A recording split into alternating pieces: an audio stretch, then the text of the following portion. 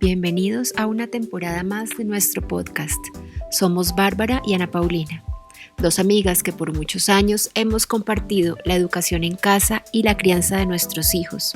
En nuestras temporadas anteriores estuvimos contando nuestra experiencia y hablando de la educación en casa como una manera más libre, respetuosa y consciente de vivir el aprendizaje en familia. Esta temporada es especial, pues no hablaremos nosotras, sino nuestros invitados. Sírvete un té o un café y quédate a escucharnos para que los conozcas. Hola, bienvenidos a un nuevo episodio del podcast Un té con Bárbara y Ana Paulina. En esta tercera temporada estamos dedicadas a entrevistar a jóvenes ya mayores de edad que fueron educados en casa y que nos vienen a contar en qué están ahora. Hoy está con nosotros Tomás Vegaso, así que bienvenido Tomás, bienvenida Bárbara. Muchas gracias. Muchas gracias. Gracias Ana Paulina, bienvenido Tommy o Tomás. Y siempre empezamos con una pregunta muy básica que es, ¿cómo fue el transcurrir de tu proceso de educación en casa? ¿Fuiste al colegio, no fuiste? ¿Fuiste escolarizado? ¿Cómo funcionó? Luego, ¿cómo te certificaste? Un poco como un panorama general de lo que fue tu experiencia. Perfecto. Bueno, yo sí estuve en colegio, vivo en Cajicá, entonces estuvimos en un colegio que está aquí dentro de Cajicá. Pasé lo que se llama kinder, la época de súper chiquito. Alcancé a llegar hasta el curso de transición, que si no estoy mal es cuando tenía 7 años. Y ya cuando iba a pasar el curso de primero de primaria, mi mamá tomó la decisión de que nos iba a empezar con este método de educación basado en la influencia de todas las personas cercanas que teníamos que también estaban dentro de este método. Ahí dimos el paso grande. Al principio empezamos como muy pegados a lo que veíamos en el colegio, entonces también con los libros, estudiando. Ya después, tipo 10 años, yo diría para mí, empezó una época donde nos soltamos muchísimo más, dijimos ya fuera libros y un poquito más a experimentar. Empecé a tocar batería, empecé a dibujar, empecé a aprender japonés, muchas cosas ahí, simplemente por hacer cosas diferentes y entenderme un poquito más y aprender de todas las cosas que estaban por afuera y por aprender. Después de esa época, llegó otra vez la preocupación que tuvimos del colegio, y más del colegio de la educación, de qué es lo correcto, deberíamos en serio estudiar, deberíamos tener una educación formal, y ahí tomamos la decisión de que iba a estudiar lo que no había estudiado en ese tiempo para sacar una certificación. Y a la edad de 17, si no estoy mal, terminé presentando, se me olvidó ahorita el nombre. El ICFES, supongo. El ICFES, sí, el ICFES, gracias. Presenté el ICFES y me fue súper bien, afortunadamente. Creo que tenía bastante que ver con lógica, más de aprenderse las cosas. Entonces saqué un resultado súper bueno. Y ya, hasta ahí acabó mi vida de colegio, por así decirlo. En este momento tengo 19 años y estoy trabajando. Estoy trabajando en un call center como supervisor y ya casi llevo 10 meses trabajando ahí.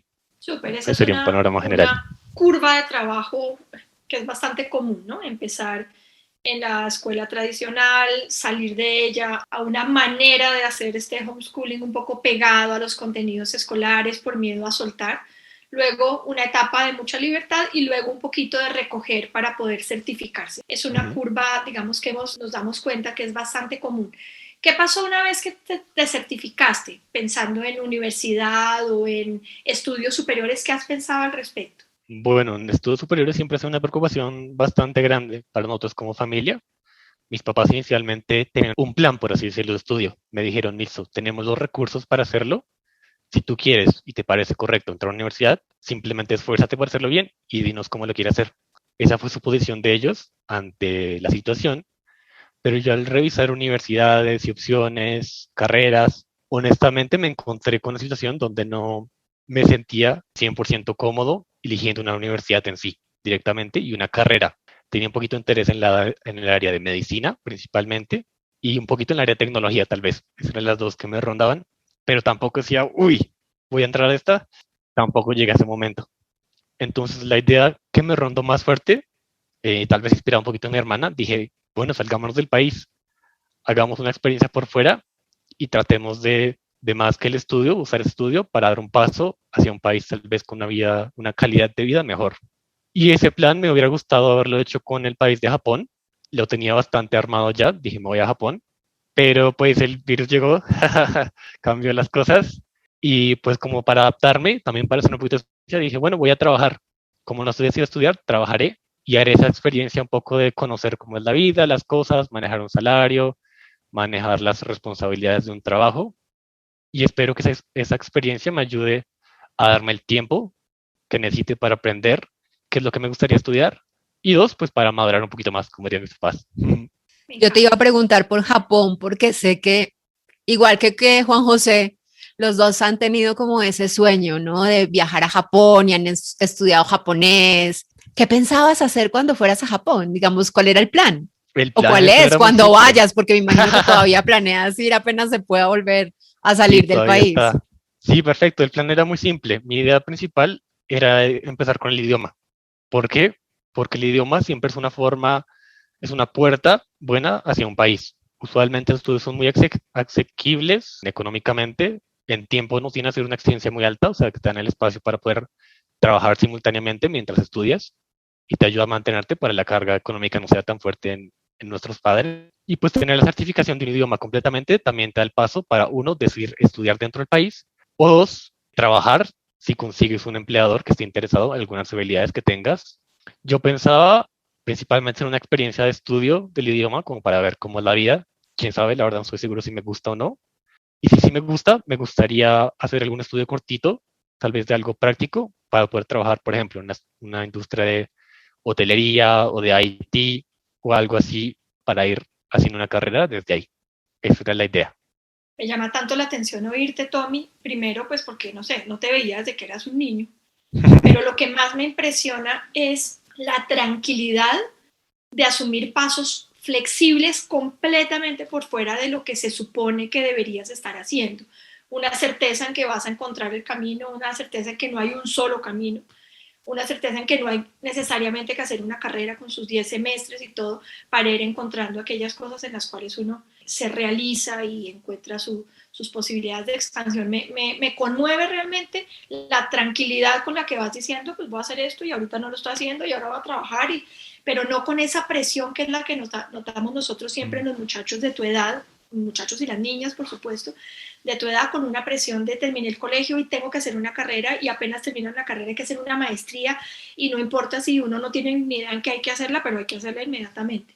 Tommy es uno de esos niños con los que nuestros hijos crecieron, éramos vecinos en Cajicá prácticamente, mis hijos eran como de su casa también, siempre fueron acogidos con muchísimo, muchísimo cariño allá. Yo los vi crecer, digamos, pero quiero preguntarte, ¿qué buenos recuerdos tienes de haber sido educado en casa? Tal vez, ¿qué fue lo que más te gustó de haber sido educado en casa? Wow, es una gran pregunta. Creo que parte de lo que dice Bárbara, creo que es importante que te da un poco la independencia. Creo que eso lo aprecio muchísimo ahorita que puedo mirar las cosas atrás, poder pensar que tuve la oportunidad de tomar las decisiones por mi cuenta, de decidir qué quería hacer, de ir como atropezándome por mi cuenta. O sea, las embarradas que hice, sé que fueron porque algo que la equivoqué y poder tener como ese retroalimentación personal, creo que es una oportunidad que mucha gente no tiene y me gustaría que fuera algo que más gente tuviera. Y también, obviamente, volviendo a nuestra infancia, la oportunidad de tener tanto tiempo para jugar, divertirse, estar con Juanjo, estar con todos los amigos y hacer cosas fuera de lo común. Siempre me acuerdo un proyecto que se te ocurre un día, vamos a hacer una película de stop motion, que fue una de nuestras pasiones en esa época. Simplemente decir, vamos a hacer algo bien, vamos a hacer algo chévere y vamos a hacerlo. Me encantaba hacer que hubiera esa oportunidad. Sí, esa es eso que tantas personas nos critican cuando tomamos una decisión así como padres, que es la oportunidad de jugar y de experimentar lo que en realidad es la infancia. A lo largo de tu vida, digamos, de niño y de adolescente, yo me acuerdo de la cantidad de cosas que hacías, me acuerdo de tu batería detrás de la sala, la veo como si fuera ayer. ¿Cómo fue tu experiencia, aparte de tus amistades con los niños educados en casa? ¿Cómo era esa experiencia de entrar en contacto en la Casa de la Cultura de Cajicá, que me acuerdo que ibas, con otros niños que venían de la escuela, o sea, que tenían que aprender juntos, cosas que les interesaban? ¿Cómo era esa experiencia? No solamente desde lo social, sino también desde el aprendizaje mismo. Creo que siempre es una experiencia bastante normal, la verdad. Jamás sentí nada raro y cuando me lo preguntan así, siempre me asusta un poquito, como, uy, ¿por qué? No es algo como normal. Y todas las personas con las que hablaba usualmente se sorprendían un poquito, como, ¿en serio no vas al colegio? Y se sentían interesados y querían hablar contigo. Pero una vez pasabas como esa fase de eso, ya se volvió una rutina muy normal, hablar de cualquier cosa, de cómo les fue, de las actividades, y pues jamás lo pensé tanto así, de cómo dices, de la diferencia. La oportunidad que sí tuve y sí agradezco es que no estuve encerrado con siempre personas de mi edad y siempre personas de mi misma clase social, se puede decir. Entonces siempre estuve con gente de diferentes Orígenes, puedes usar orígenes, esa sí. palabra. Y eso me daba como un poquito más de contexto. Te das cuenta de que había gente que tenían menos que tú y que son situaciones mucho más difíciles, te da compasión. Y gente al contrario que era mucho más, ¿cómo se dice? Que tenía cosas mucho más claras y estaba fijo y iba siempre por lo que quería y uno decía, wow, qué chévere que exista gente así. Entonces que esa experiencia de conocer mucha gente es chévere. Pero en ningún momento tuviste la sensación de que el hecho de haber sido educado en casa o estar siendo educado en casa te impidiera relacionarte con personas distintas. No, no, eso no fue un problema. No, para nada. Al contrario, como dije, creo que es algo que me dio más posibilidades. Y si hay ese tipo de personas que les gusta como empujarte, se puede decir un poquito, como de probar qué tanto límite tienes y de molestar si al decir algo al respecto reaccionas o no. Siempre hay gente con esa tendencia, pero si lo sabes manejar, siempre no pasa nada. ¿Qué recuerdas tú de la salida del colegio? De ese momento en el que saliste de estar en colegio y pasaste a ser educado en casa. Honestamente, no mucho. La verdad que no mucho. Eras Simplemente, chiquito. sí, sí, fue un cambio que mi mamá dijo, bueno, vamos a hacerlo así. Y yo no lo juzgué, yo no lo pensé, yo no lo sentí. Simplemente, listo, vamos a hacer esto, chévere. Y creo que gran parte de eso fue la oportunidad que teníamos de tener amigos aquí cerca. Entonces, en esa edad, creo que la preocupación de todo niño en ese momento es pensar, ¿y mis amigos? Pero como yo tenía amigos, jamás me impactó. Entonces, creo que pasó todo bien. Hay una pregunta que hace unos días me surgió y es, ¿cómo sientes que esa educación en casa, en medio de la flexibilidad a la cual tuviste acceso, digamos, o que pudiste experimentar, afectan los planes que se truncan en un determinado momento? Una cosa como lo que tenías claro, me quiero ir a Japón, quiero experimentar en eso, me acuerdo tu mamá contándonos inclusive por dónde iban el camino y de repente quietos en la casa. ¿Sientes que hay algo que te haya facilitado o nunca habías pensado y no crees que tenga nada que ver? Uy, yo creo que sí afectó bastante, aunque no sé dónde dividir la línea. Sí es algo que mis papás nos dieron y que pensaron y que desarrollaron y que no es algo que tenga que ver directamente con la educación. Y creo que fue la capacidad de ellos decir de que todo es responsabilidad nuestra. O sea, si tú la embarras, si es una decisión mala, el que sale jodido vas a ser tú, diciéndolo, ellos lo decían así. Entonces, creo que esa visión que pusieron otros nos dio mucho más herramientas para tomar decisiones, como tú decías, sin importar las situaciones externas. Entonces, pues agradezco mucho a mis padres por eso y creo que también la oportunidad del homeschooling da eso, a que los niños empiecen a tener mucha más independencia y que tomen las decisiones por su cuenta. Súper eso. Ahora que te oigo decir homeschooling también pronunciado, traigo a colación que el lugar en el que trabajas como supervisor es en inglés. ¿Cómo fue ese aprendizaje de inglés? Porque de eso sí yo no me acuerdo. Que te permite tener un trabajo Bueno, que yo es en aprendí, inglés. sí, esa historia es chistosa, mi mamá siempre le encanta contarla, porque yo aprendí inglés de forma natural, se puede decir. Apenas salí del colegio y empecé en la casa. Nosotros estamos en un colegio bilingüe y la visión de mis papás siempre fue, quisimos que ellos tuvieran un nivel de inglés porque les parece importante esa internacionalización. Entonces, apenas salimos del colegio, yo tenía una tendencia, digo que un poco negativa tal vez, que era que me gustaba mucho la televisión y tal vez estaba un poquito más apegado, pero mis papás supieron manejar eso y supieron usar esa desventaja tal vez en algo positivo y me motivaron a que simplemente viera televisión, pero en inglés todo el tiempo. Y eso tuvo un efecto súper, súper positivo en mi nivel y yo creo que eso fue todo mi aprendizaje, de que no sabía nada a que sabía todo. Simplemente pasó por ese ver televisión en inglés todo el tiempo. Fíjate tú por dónde se aprenden las cosas. Yo tengo una experiencia similar con mis hijos hablan inglés, entienden, leen en inglés, o ven las películas en inglés. A mí siempre me ha impresionado porque nunca han tomado una clase de inglés. Y creo que Friends hizo su trabajo, hizo su trabajo en ellos. Creo que después de ver 5 veces todas las temporadas, algo se tiene que aprender sin duda. Bueno, sí, los míos también, porque, bueno, María Alejandra sí salió, alcanzó a salir del colegio con muy buen nivel de inglés, ella hizo hasta tercero de primaria y ya sabía harto inglés y luego, como le gustaba tanto, entonces veía todo en inglés, leía en inglés, hablaba en inglés y ella sola lo pulió. Y Juan José, pues Juan José Yo no sé cómo aprendió, pero tiene un trabajo con una startup en Estados Unidos donde todas las reuniones son en inglés y se hace entender y sus entrevistas para quedarse con ese trabajo fueron en inglés. O sea que también tiene un muy buen inglés. De hecho, yo creo que el aprendizaje de él fue a través del aprendizaje de la programación, porque todo está en inglés. Entonces uno empieza leyendo en inglés y luego entraba a foros y empezaba a responder las preguntas de otros en inglés. Entonces, creo que este tema está muy interesante porque mucha gente se preocupa por eso, ¿no? Y si no están en colegio bilingüe, no van a aprender inglés. Necesitan el colegio bilingüe para aprender inglés y el inglés se aprende de tantas formas porque lo tenemos tan en la vida cotidiana que realmente es muy fácil de aprender. Y chévere escuchar esa respuesta de Tomás porque ahí sí puede dejar callado a más de uno.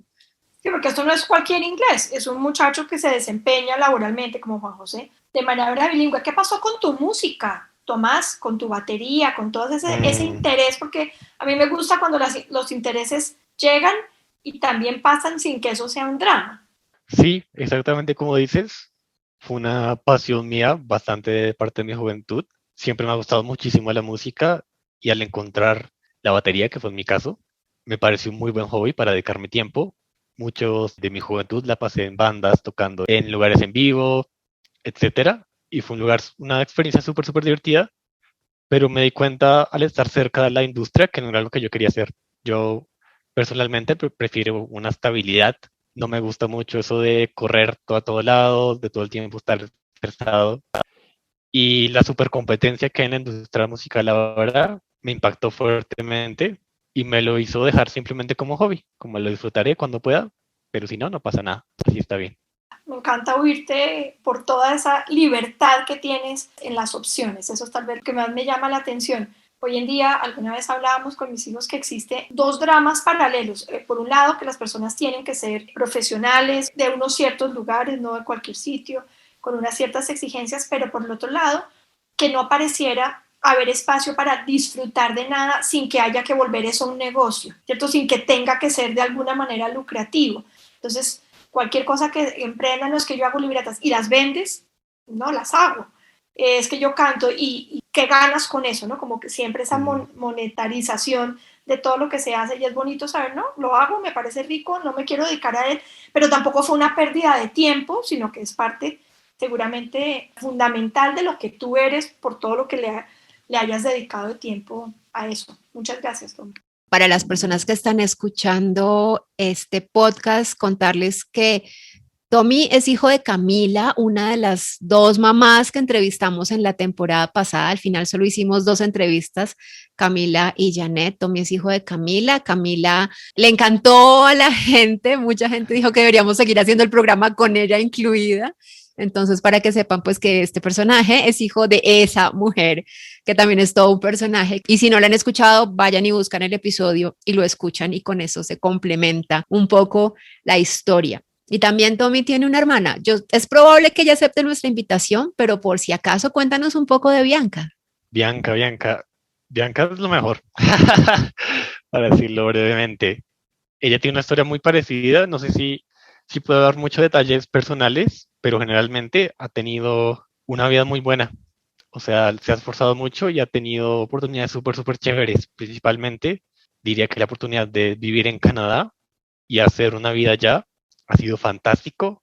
Y gracias a eso ha podido hacer esquí, ha podido empezar muchas cosas que no hacía antes, enfocarse en el diseño gráfico, hacer una carrera ya como fotógrafa, etcétera. Y entre sus cosas, que más cuando estaba acá, su hobby justamente era la fotografía y ella sí pudo, muy afortunadamente, hacer ese paso hacia una carrera a base de eso, que ha sido pues totalmente una bendición.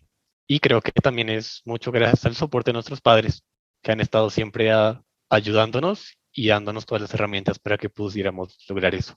Entonces me gustaría que estuviera acá porque también es una persona que vale mucho la pena escuchar. Te queda de tarea convencerla para que también Sí. venga y nos cuente sobre ella y nos deje entrevistarla. Bueno, a veces las familias con el tema de la socialización se preocupan un poco al pensar en que los niños van a estar educados en casa y cuando son chiquitos, pues los papás saben que tienen un poco el control de llevarlos al encuentro de juego, llevarlos a la escuela de música, pero ya cuando se acercan a la adolescencia, vuelven y entran a veces otros miedos como, bueno, ya yo no puedo influir mucho ahí. ¿Cómo ha sido, digamos, esa parte social tuya en ese momento que aún estás, pues tienes 19, ya no eres tan adolescente, ya eres un adulto joven, pero cómo lo sentiste, cómo lo viviste? No sé si nos quieras contar, porque si me estoy metiendo mucho, pues tampoco tienes que contestarme esa pregunta. No pasa nada. Bueno, creo que yo soy un ejemplo bastante interesante porque siempre fue, creo que una de las mayores preocupaciones de mis padres, que yo siempre soy una persona muy introvertida. Siempre ha sido así. Y siempre, yo creo que siempre era algo simplemente de personalidad. A mí jamás me molestó totalmente. Yo pensé, bueno, es normal, no me interesa mucho, ahí voy día a día, pero a ellos sí les preocupaba mucho. Y lo que hicieron, la posición que tomaron ellas, era simplemente, más que forzarme, era, digamos, motivarme o darme las herramientas que quisiera en el momento que quisiera socializar. Entonces llegaban momentos donde decía, uy, hay un concierto que me interesa mucho, me parece muy divertido, pero mis padres solamente se preocupaban, bueno, un concierto, ay, mejor no. Pero en contrario, en vez de decir eso, decían, bueno, te llevamos para que sea seguro, para que no te preocupes de que salir tarde y que estuvimos allá por la noche, sino simplemente te esperamos y tú ve.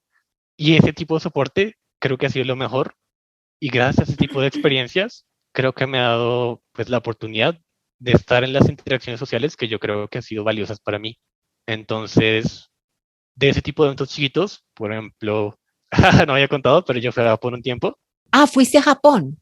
Sí. Ah, No lo sabía. Cuéntanos. eso falta hablarlo, Tony. Sí.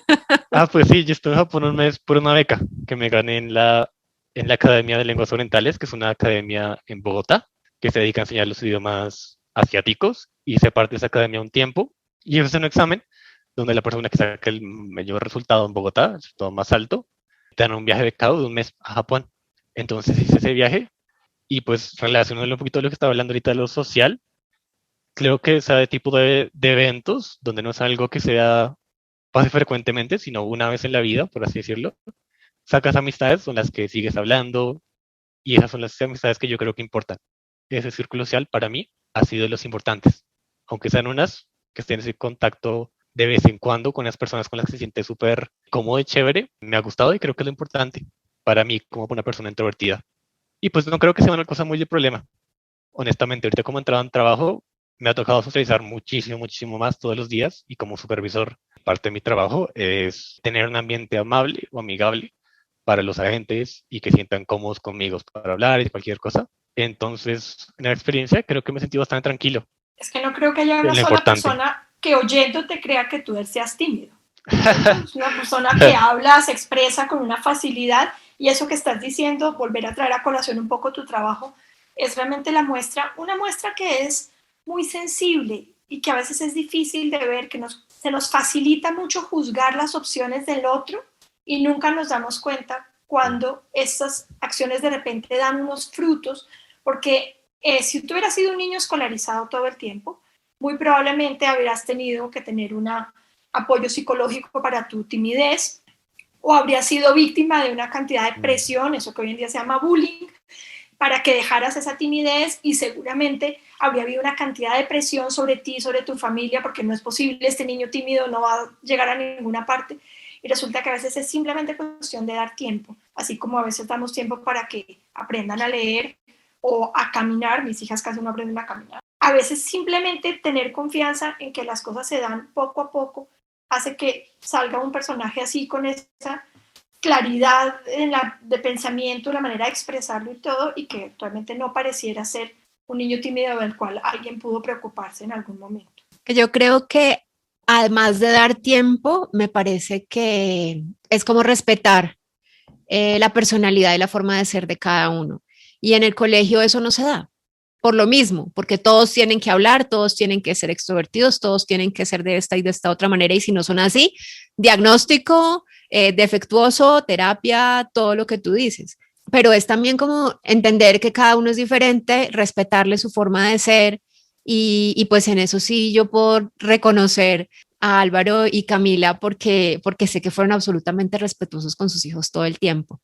Lo que estabas contando ahorita era tal cual la imagen que yo tengo de tu mamá diciendo, yo me muero del miedo de subirme a una montaña rusa, pero yo me subo con ellos para que ellos no sean miedosos como yo. Es eso, o sea, yo no quiero el concierto, pero camina, yo te llevo porque tú quieres ir al concierto y te llevo y es tu experiencia. Bueno, la pregunta de cierre que nos estaba mencionando hace un rato Bárbara. Nos gusta terminar esto preguntándote, ¿hay algo de lo que quisieras haber hablado que no te hayamos preguntado? Creo que lo principal, el mensaje y lo más importante que ha sido para mí en todo el proceso es una idea que me queda a mí súper fuerte, una imagen de la gran influencia que tienen los papás sobre los niños. Y en mi caso, mis padres en verdad han sido todo para mí. Y esto es lo que me llevó todo el proceso, es simplemente estar muy agradecidos de que tuve la oportunidad y que ellos me acompañaron ahí en todo el momento, que me dieron esa, como ustedes decían, esa libertad de que me tomara el tiempo, de que respetaron mis decisiones, lo que quería hacer, la forma que pensaba. Y uno de los recuerdos súper bonitos que siempre tengo, que siempre me quedarán, es la oportunidad que te dan de hablar y te escuchan y que tú puedes simplemente sentarte en la mesa de la familia. Y pues ahora que lo pienso, digo, uno habla cosas muy tontitas de, de niño, no tiene, o sea, uno solo habla para hablar, pero como esa presencia de ellos y que te escuchen de cualquier cosa, es algo muy, muy bonito y que aprecio con todo mi corazón. Y pues si son padres escuchando, que ojalá también den esa oportunidad a sus niños. Tu mamá morirá de amor cuando oiga este cierre de entrevista, porque además no habíamos tenido nunca una expresión tan genuina y tan amorosa con respecto a la influencia de tus papás sobre tu vida. Creo que, como le decía yo a mis hijos cuando hacían algo, carita feliz para la mamá, carita feliz para los papás de Tommy y de Bianca. Muchas gracias, Tommy, por aceptar la invitación, por compartir de esa manera tan genuina, tan linda, tan espontánea tu experiencia de educación en casa y fuera de la casa también.